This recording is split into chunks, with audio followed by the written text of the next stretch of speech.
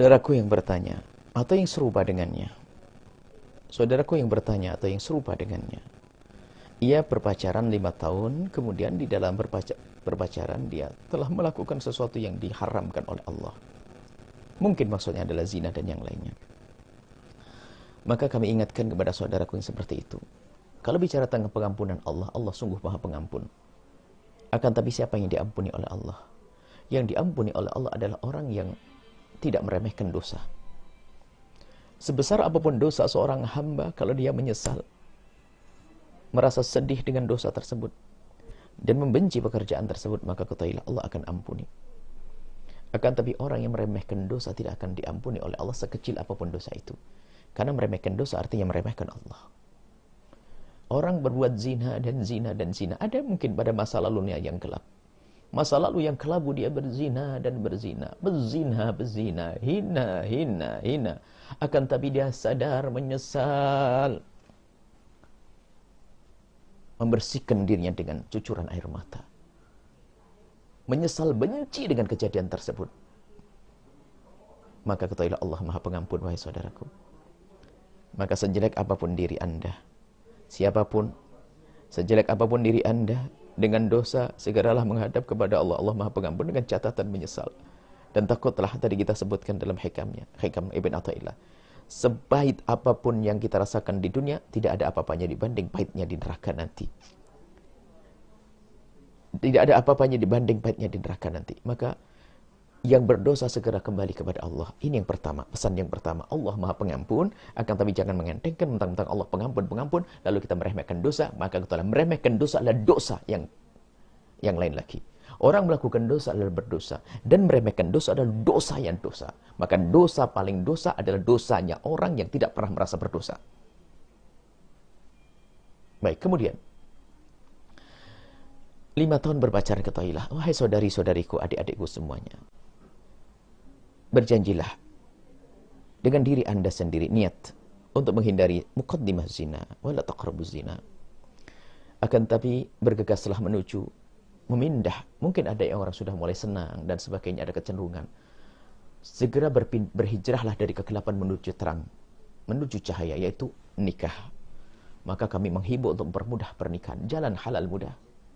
Kalau bicara resiko, semua ada resiko, cuman bedanya kalau halal resikonya adalah kemuliaan. Alangkah banyaknya resiko-resiko. Ada yang katanya takut resiko. Kalau nikah resikonya apa? Justru dengan pernikahan ini kita akan semakin bertanggung jawab. Punya kewajiban seorang istri pada suami, suami pada istri, semakin serius. Akan tapi kita dengan haram lihat alangkah banyak perempuan yang telah hamil, ditinggal, dan seterusnya. Terjadi pengguguran, bunuh diri, dan seterusnya. Na'udzubillah. Jangan mau dihinakan oleh syaitan. Siapapun dari Anda, pintu halal sangat mudah. Pernikahan dipermudah, ayo mudah. Bahkan harus menjadi orang cerdas. Kalau ingin menikah, menikahlah. Berfikirlah tentang kehalalan terlebih dahulu. Sebelum berfikir tentang bagaimana nanti urusan rumah, tempat tinggal, dan sebagainya. Orang berzina tidak pernah memikirkan yang demikian. Apakah orang berzina berfikir nanti aku akan dibuatkan rumah? Tidak. Hanya bersenang-senang sesaat untuk mengikuti syaitan. Kenapa dia bisa? Tapi di saat bicara urusan pernikahan, kenapa harus panjang ceritanya? Urusan rumah, tempat tinggal, gaji, dan seterusnya. Waktu berzina tidak pernah berpikir yang demikian itu. Karena apa? Dia telah dihinakan dengan perzinaan.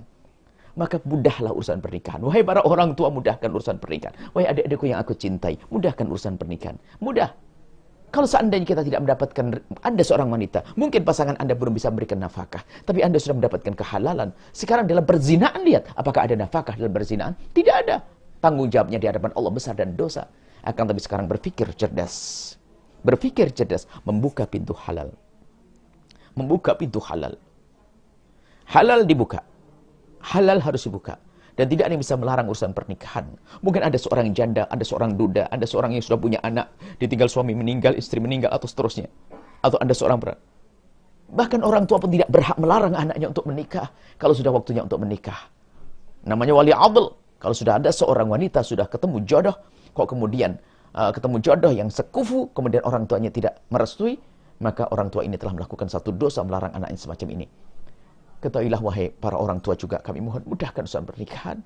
Sekarang zaman kita bukan zaman seperti dahulu. Dulu sebab-sebab perzinaan sangat sedikit, membangkit syahwat sedikit. Akan tapi hari ini. Maka saya kembalikan pada yang bertanya. Tobatlah kepada Allah dan segeralah menikah. Dan yang serupa dengannya, takutlah kepada Allah. Zina adalah kehinaan dan kehinaan. Semua dosa kalau bertobat begitu mudah untuk hilang dari pandangan manusia. Kalau ada orang kafir, dosa yang paling besar setelah masuk Islam namanya mu'allaf. Seorang cucu pun tidak pernah malu kalau mendengar kakeknya adalah seorang mu'allaf. Tapi seorang berzina, seorang cucu, kalau mendengar ibundanya atau kakeknya pernah berzina, dia akan malu. Itulah aib yang nempel di jidat kemanapun pergi. Yang sudah kepleset dalam zina, semoga Allah mengampuni. Semoga Allah mengampuni dan menutup aib tersebut dan kembali kepada Allah. Dan ingat, setelah orang bertobat dari dosa, seperti orang tidak pernah dosa. Dan siapapun yang pernah mendengar berita perzinaan seorang beriman, Anda harus menangis. Jangan Anda menggunjing pezina. Jangan Anda rendahkan pezina. Sebab pezina bisa tobat dan lebih bagus daripada Anda. Karena urusan kita dengan Zat yang Maha Pengampun Allah. Maka kami suruh kepada semuanya yang pernah kepleset dalam kehinaan, segera menuju pengampunan Allah. Yang diambang kehinaan, segera mengambil jalan halal pernikahan. Dan takutlah kepada Allah. Buka pintu halal. Dan jangan Anda menghalangi pintu halal. Siapapun Anda. Apakah Anda orang tua? Jangan halangi pintu halal untuk anak Anda. Atau Anda seorang anak? Jangan halangi pintu halal untuk ayahanda Anda. Jangan halangi pintu halal. Kalau pintu halal ditutup, akan kebuka pintu haram. Semoga Allah mudahkan kita untuk buka pintu halal. Dan semoga Allah mencukupkan kita dengan yang halal sehingga kita tidak akan menoleh kepada yang haram.